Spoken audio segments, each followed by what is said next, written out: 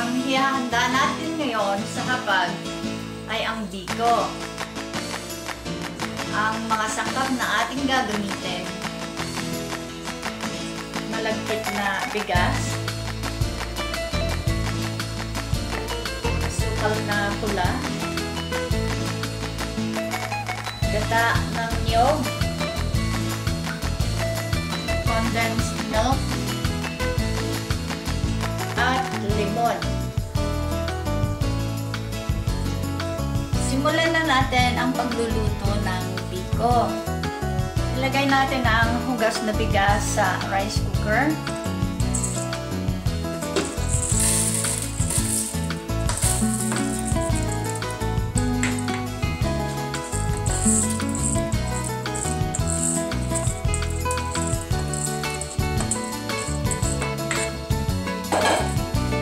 Ilagay tayo ng tubig.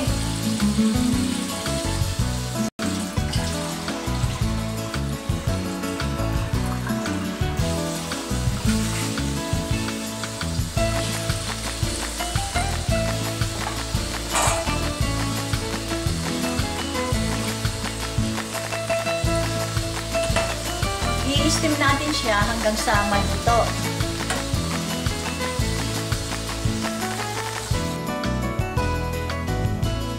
Ilagay natin itong gata sa kawali.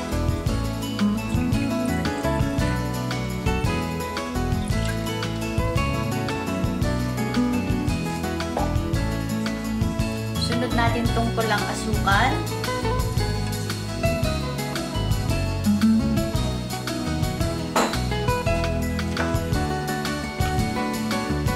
Maglalagay tayo ng additional flavoring na ginadgad na limon.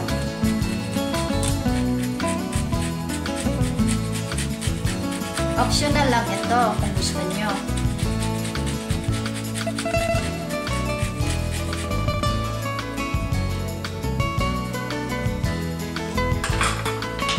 Haluin natin siya hanggang sa matunaw.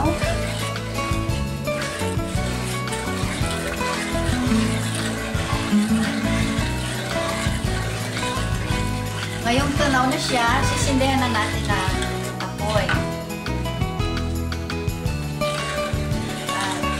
Hahayaan natin siyang kumulo hanggang sa lumahon.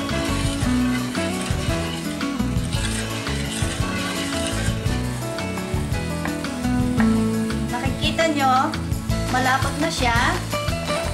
Ganyan. So, kukuha tayo ng pang-toppings. Papang-ibabaw natin ito mamaya sa biko. Ngayon naman, sasalin natin ito steam rice. Haluin lang natin siya hanggang sa mag-mix yung caramel.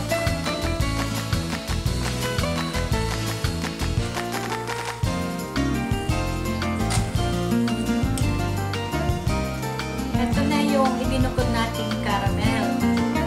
Nahaluan na lang natin siya ng gatas na malapot.